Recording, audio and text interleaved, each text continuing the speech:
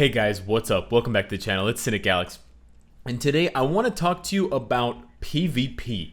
More specifically, I want to dive into a topic that I've kind of had difficulty discussing in the past, but it's one that I've been able to criticize very effectively, and that is timeline battle and how bad and how disappointing it's been for a long time. But every now and then, since a couple of updates ago, we've had sparks, basically weeks that are much more enjoyable than others, and a lot of that has to do with the recommendations and restrictions list for characters. Now basically, you know what it does. It restricts certain characters and it gives you a 5-point bonus for using specific characters, and if you use all three on your team, let's say Hulk, Karnak, and Mordo, you'll get a 15% boost to your score if you win, and the score dictates who's in the top 10 or 50 or 100, so you can compete for extra crystals to try to get to a higher point bracket. But really, the magic is in the restricted characters list. Now, I know for some of you this isn't going to apply because you're not in Vibranium, but the way that the character progression works and the way that basically playing the game works is, if you just play Timeline enough, you'll eventually get up to Vibranium if you just play. You don't even have to win very often. You can win less than 50% of your matches total per week and still get into Vibranium. So if you're not there yet, it's probably because you're just not doing Timeline, and if you just play, you'll get into Timeline. And honestly, while Timeline may be frustrating because you're going to be facing opponents who have maxed out characters with CTPs, native tier 2s, everything level 70 tier 3, it's also the most entertaining sometimes, and this is why it's kind of a difficult topic to discuss, because it changes every week. Last week was probably the worst week because there were no characters restricted, and so every team was almost a carbon copy of Jean Grey, Thanos, and one more character, or Jean Grey, Scarlet Witch, and one more character, and it was just very linear and very simple and very repetitive. But this week is the stark contrast, the polar opposite, with characters like Jean Grey, Scarlet Witch, Quicksilver, Thanos, Nova, all banned. It really narrows down the list of really super powerful, uber strong characters, and it especially puts a spotlight on a lot of the recently buffed characters from Infinity War. Captain America, Thor, even Ant-Man can see play here because he's not punished as heavily from super tanky characters like Jean Grey or like Thanos. He's not punished by characters who can ignore dodge and kill him instantly like Quicksilver, Wolverine, or Nova. And it's actually a lot of fun, and you'll see a new meta creep up. There's no way to avoid certain annoying team compositions. We're going to see a lot of Spider-Mans, we're going to see a lot of Doctor Stranges, but in terms of the overall quality of the teams, there's one character changed, but there's, okay, one character changed, two characters changed, but you will see a lot of different team compositions, and you will see characters move around and, inhabit different spots on the team to do different things. You'll have Wasp on a team as a leadership to provide the tier 2 passive as well as some sort of buffs, and you'll see other teams where she doesn't even have a uniform. She's at the back and she's really just there for the tier 2 passive and nothing else. And frankly, I've heard it from a lot of players, especially on the live streams when I play Timeline, and I felt it myself that it's a lot more entertaining to play Timeline when, especially Jean Grey, when she is restricted. And wow, this is kind of the polarizing part. This is insane. This is the polarizing part about Timeline, is that if you don't play manually, if you play on auto, your characters generally shit the bed. They're just completely terrible, and they're terrible to the point where they will just often just lose.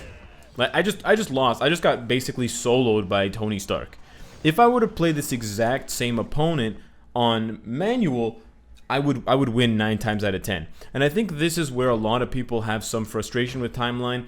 Even when there are fun weeks like this where you have a lot of variety. I mean, I haven't seen Elsa on teams in months. I haven't seen some of these characters. I just saw Apocalypse and Emma Frost, Hulkbuster. You got the Wakanda team from Infinity War. You're going to see a lot of Spider-Mans. You're going to see a lot of Captain Americas. But you will see some variety. And unfortunately, that variety is still kind of ruined when you have the fact that I'm trying to find this other guy that I faced. When you have the fact that if you don't play manually, your characters often do nothing.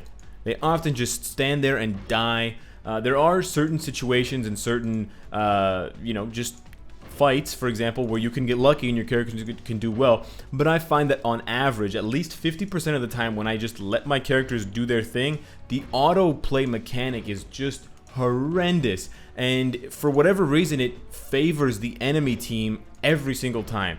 You always get interrupted first. Your characters often just stand around doing nothing. This is almost an identical team. It's Iron Man and Doctor Strange. We're going to try this one again, but this time I'm going to be playing manually. And I'm going to take off autoplay, and we're going to see just how different this is. You might actually still die at the beginning, but you'll see the difference. And this is why it frustrates me to talk about timeline at all. And it's part of the reason why I was initially thinking maybe it's not a good idea to do a video like this. I don't want to, sound like I'm praising the game mode, but frankly, I did want to highlight the fact that it can be fun in kind of limited doses with the right amount, with the right amount of kind of restriction and with the right amount of encouragement in one direction or another.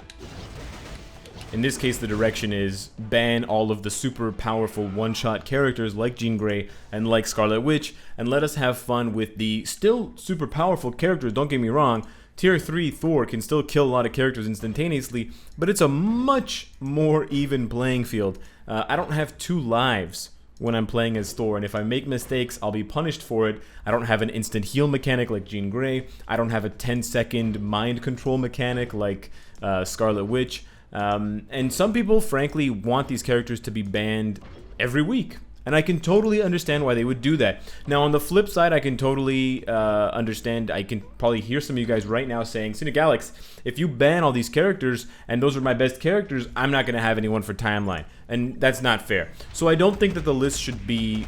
I don't think there should be a universal list where Jean Grey is always banned. But I've given suggestions before to what Netmarble could do. Of course, if it was live PvP where both opponents had to be there at the same time and there was no autoplay allowed, it would be a totally different story. You can see Angel literally did nothing against Wasp. Sure, you can say she was iframing, but the fact that he didn't cast a single skill is honestly heartbreaking.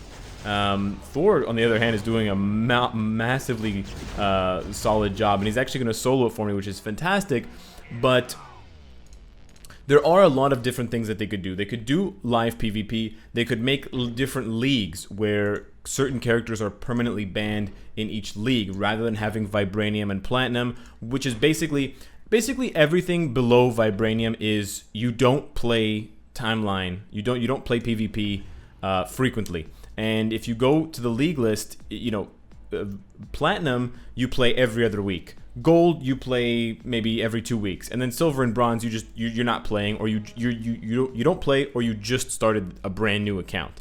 And so this really doesn't help. It doesn't denote anything of value, and no one prides themselves on being in Platinum or Vibranium or any league for that matter. There's no reward, there's no feel-good moment by reaching any of these tiers, except for if you're the type of person that hates getting stomped by these characters, the hope of them getting banned in Vibranium. And I know in addition to Scarlet Witch, Quicksilver is probably one of the most frequently requested characters to get banned because of how frustrating it is to play against him.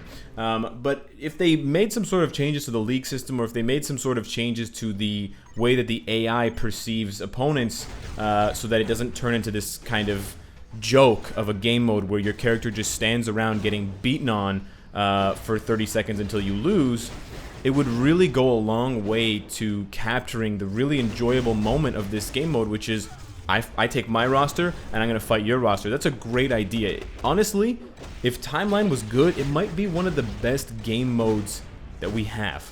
Because you can use any character that you want as long as they're not banned, so I don't have to use Thor, Angel, and Ant-Man. I was actually changing my team around, and originally I was trying to flex and look like a cool guy, so I was going like this with all my tier 3s.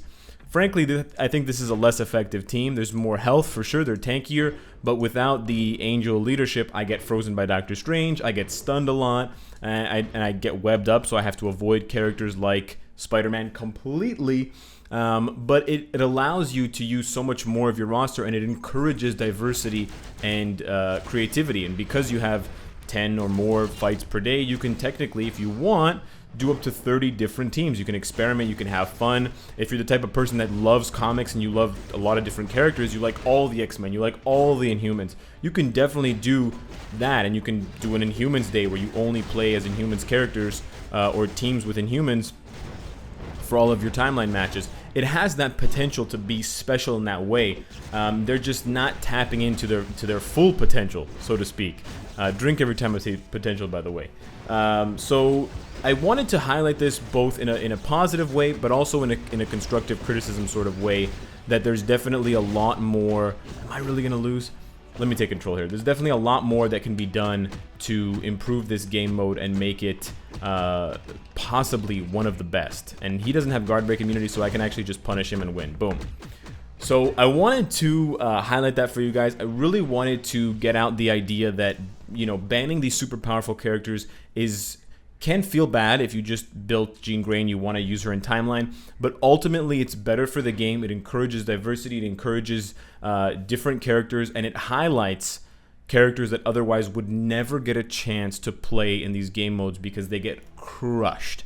And even if we ban one character, if it opens the door for 5 characters, I think that's better. Of course, we always have to have a balance, and there has to be certain weeks where you can play as Jean Grey, because of course, I just said there's a bunch of X-Men fans and Inhumans fans. Of course, there's a bunch of Jean Grey fans, and there's going to be a lot of Deadpool fans soon enough, so welcome to the channel. But if there was more emphasis on that, and there was a more, you know, exclusive and inclusive ban list, restriction list, to include more characters that are underused otherwise, by excluding other characters that are overused and overpowerful for that specific 1v1 interaction, I think it would make for a wonderful game mode that's only wonderful in you know, limited spurts. So let me know what you guys think of Timeline. Let me know what you think of banning Jean, and if there's other characters that don't regularly get banned that you think should regularly get banned, maybe Spider-Man. Subscribe if you enjoy the content and you want to support me. Hit the bell if you don't want to miss any of my videos. And of course, if you like what you see, I hope to see you again tomorrow. Take care.